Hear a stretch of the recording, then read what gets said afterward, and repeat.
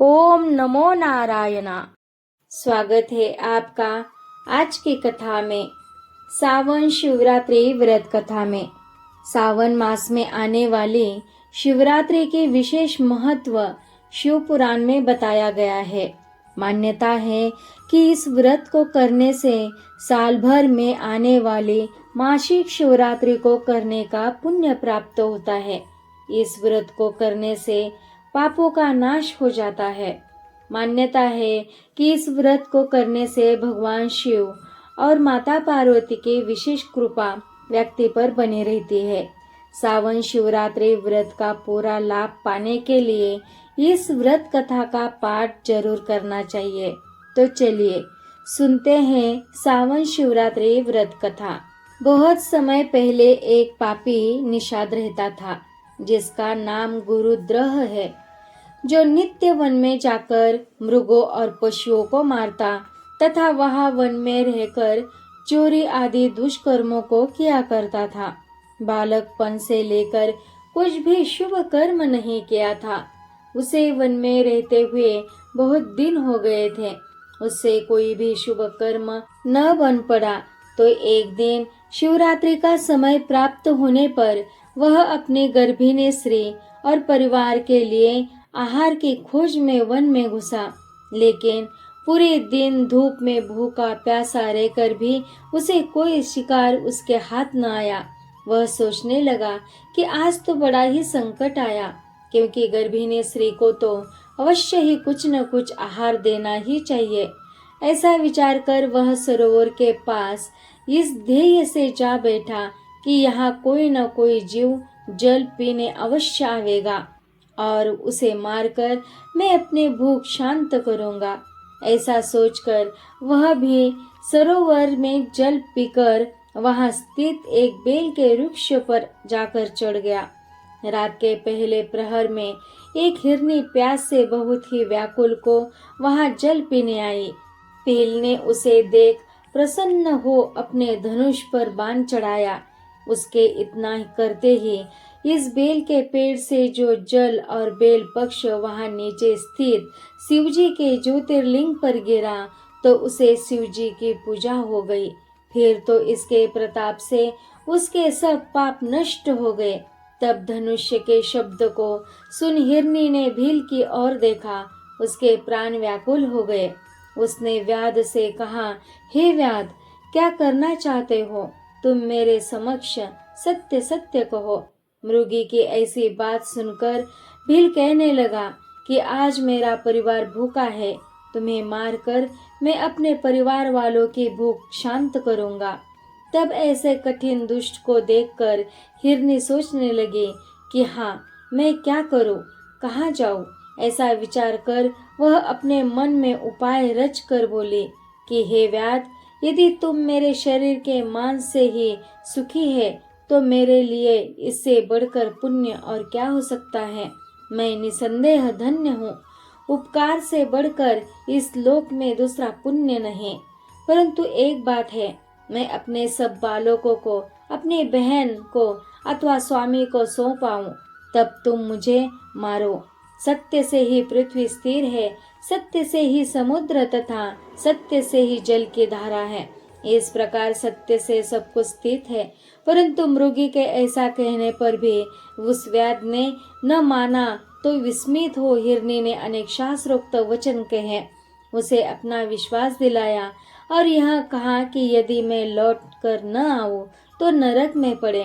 तब भील को विश्वास हुआ और उसने हिरनी को जाने दिया। हिरनी जल पीकर अपने स्थान को गई।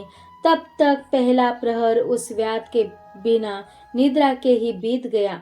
तब उस मृगी की बहन दूसरी हिरनी उत्कंठित हो उसकी खोज करती हुई जल पीने के लिए वहां आई। उसे देख भील ने धनुष खींचा तो पहले के समान ही फिर जल और बेलपत्र शिव के ऊपर गिरे, जिससे व्याध द्वारा शिव जी के दूसरे प्रहर का भी सुखदायक पूजन हो गया। मैं धन्य हूँ जो यह शरीर दूसरों के उपकार के लिए लगेगा, परंतु मैं अपने बाल बच्चों को उनकी माता को सौंपाऊं, तब तुम मुझे मारो। व्याध ने कहा, नहीं, इसी प्रकार तो यहाँ 3 जीव आए और कह कर चले गए। अब मैं तुझे नहीं जाने दूंगा। संकट में प्राप्त हो जो झूठाई से समय व्यतीत करता है, उसका जीवन कैसे रहेगा? मृग ने कहा, नहीं, मैं झूठ नहीं कहता हूँ। देखो, यह सारा चराचर सत्य में स्थित है। झूठ बोलने वाले का पुण्य नष्ट हो जाता है। मैं तुमसे सत्य कहता हूँ कि संध्या समय मैथुन करने से तथा शिवरात्रि के दिन भोजन करने से, झूठी गवाही देने से, किसी की धरोहर मार लेने पर तथा संख्या न करने वाले ब्राह्मण को जो पाप लगता है, वह पाप मुझे लगे यदि मैं लौट कर न आऊं। शिवजी कहते हैं कि तब उस मृग की ऐसी बात सुनकर व्याध ने कहा, जाओ।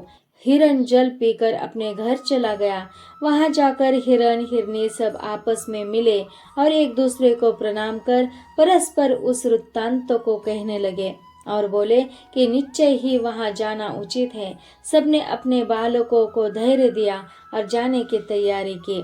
तब बड़ी हिरनी ने कहा, पहले मैं गई थी, इससे अपनी प्रतिज्ञा पूर्ण करने के लिए मुझे ही पहले जाने दो। नहीं, मैं तुम्हारी टहलनी हूँ, मुझे जाने दो। परंतु हिरण ने कहा, नहीं, तुम दोनों यहीं स्थिर रहो, वहां मैं जाता हूँ। कारण कि माता से ही बालक की रक्षा होती है। हिरनियों ने कहा, नहीं, विधवापन सबसे कठिन दुख है, हमें जाएगी। वे सभी उन बालकों को धैर्य दे उन्हें अपने पड़ोसियों को सौंप शीघ्र वहां गए जहाँ की वह श्रेष्ठ व्याध था। तब अपने माता पिता को वहां गए देख उनके सब बालक भी पीछे पीछे यह सोचकर वहां चले गए कि जो दशा माता पिता की होगी वही हमको भी स्वीकार है।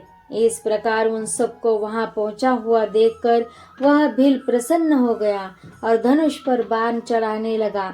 तब फिर शिवजी के ऊपर जल तथा बेलपत्र गिरे, जिससे शिवजी की चौथे प्रहर की पूजा हो गई और जिसके पुण्य से उनका सब पाप भस्म हो गया।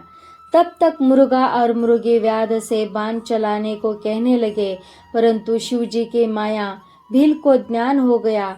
उसने कहा, हे मृगा, हे मृगी, धन्य है जो परोपकार के लिए इस प्रकार अपने शरीर को होम किया चाहते हैं। मनुष्य जन्म पाकर मैंने क्या फल पाया, जो दूसरों के शरीर को पीड़ा देकर अपने शरीर का पालन किया। ऐसे पाप से मेरी क्या गति होगी, मेरे जीवन को धिक्कार है।